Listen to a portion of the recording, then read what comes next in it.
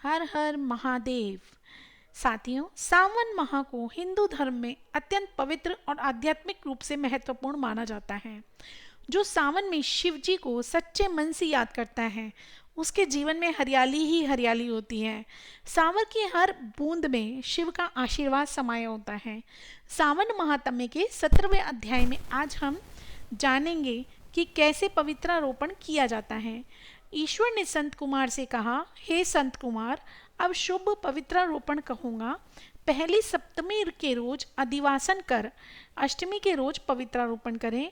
जो जीव पवित्रा बनाता है, उसके पुण्य का फल सुनो। हे विप्र, वह सब यज्ञ, व्रत, दान और सब तीर्थाभिषेचन का फल प्राप्त करता है, क्योंकि सर्वगता शिव संघ में निवास करते हैं। अतः ना तो आधि, दुख, पीड़ा तथा व्याधि होती है, न उसे शत्रु से उत्पन्न भय होता है, न ग्रह से उत्पन्न पीड़ा कभी होती है, तथा उसके अल्प या महान स्वीकार्य सिद्ध हो जाते हैं।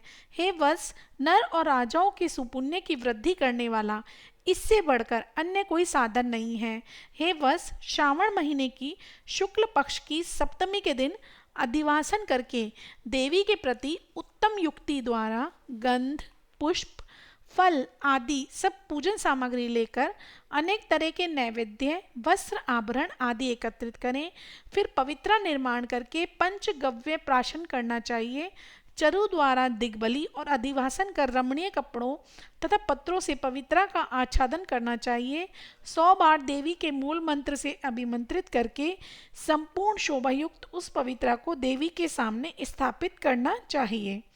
देवी के लिए सुंदर मंडप बनाकर रात को जागना चाहिए।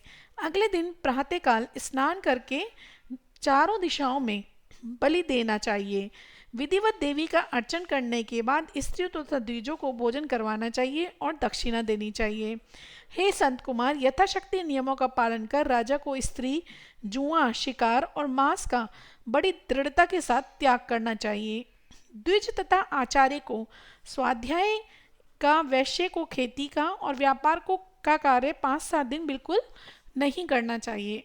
ऐसा ना कर सके तो केवल 3, 1 या आधा दिन अपना कारोबार बंद करके केवल देवी के ध्यान में अपने मन को लगाना चाहिए। जो ज्ञानी सविधि पवित्रारोपण नहीं करता, हे वत्स, उनका पूरे वर्ष भर अर्चन निष्फल जाता है। अतः मनुष्य को भक्ति द्वारा देवी परायण होकर प्रति वर्ष शुभ पवित्रारोपण करना चाहिए। कर्क अथवा सिंह का सूर्य हो जाने पर श्रावण मास के शुक्ल पक्ष की अष्टमी के दिन देवी के लिए पवित्रारोपण करना चाहिए। इसे ना करने पर दोष होता है, क्योंकि यह नित्य कर्म है। संत कुमार ने कहा, देवाधिदेव महादेव, आपने जो पवित्रारोपण कहा, हे स्वामीन, उसके निर्माण की तिथि और उसकी सही विधि कहें। ईश्वर ने कहा, हे संत कुमार, सोना, तांबा, चांदी, विशेष रेशमी वस्त्र, कुश या काष्ठ से बने, निर्मित या ब्राह्मणी रुई से सूत काते सूत्रों का निर्गुण कर पुनः त्रिगुणित करके उनकी संख्या 360 उत्तम कही गई है। 360 सूत्रों को उत्तम, 270 को मध्यम और 108 सूत्रों को उत्तम, 270 को मध्यम और 180 सूत्रों को अधम कहा गया है। 100 ग्रंथि का उत्तम, 50 ग्रंथि का मध्यम तथा 16 ग्रंथि का पवित्र कनिष्ठ होता है। 6, 3, 4, 2, 12, 24 और 8 ग्रंथि का कनिष्ठ पवित्र होता है। देवी प्रतिमा का नाभि तक सीमित पवित्र कनिष्ठ, जांग तथा मध्यम, जानु तथा पवित्रता उत्तम होती है। उस पवित्रा की सब गांठों को केसर से रंगे तथा सर्वतोभद्र वेदी पर देवी का अर्चन करके देवी के समक्ष कलश या बांस पात पर पवित्र रखें। 3 सूत्रों में ब्रह्मा, विष्णु और शंकर का आह्वान करें। 9 सूत्रों में ओंकार, सोम, वहीनाग, चंद्र, रवि, ईश और विश्वदेव का आह्वान पूर्वक स्थापन करें। ग्रंथियों में देवों के स्थापन की विधि इस प्रकार है। क्रिया पुरुषी, वीरा, विजया, अपराजिता, मनोजमणि, जया, भद्रा, मुक्ति और ईशा, इन नामों के आदि में प्रणव को लगाकर ग्रंथि संख्या के अनुसार आवृत्ति कर आह्वान तथा चंदन आदि से अर्चन करना चाहिए।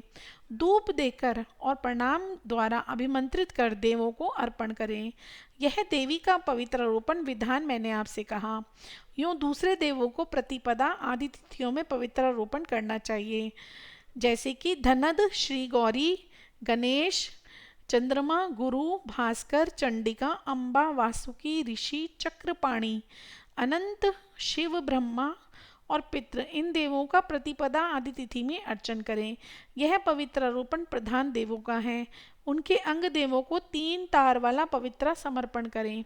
ईश्वर ने कहा, हे विपेंद्र, श्रावण मास के दोनों पक्ष की 9वीं तिथि के रोज जो कुछ कर्तव्य है उसे मैं कहूँगा। हे विपेंद्र, 9वीं के रोज यथाविधि कुमारी नामक दुर्गा का अर्चन करके नक्त व्रत पर कर दूध और शहद मिला हुआ भोजन करें, या दोनों पक्ष की 9वीं को उपवास करके कुमारी नाम से निरंतर पूजा करें।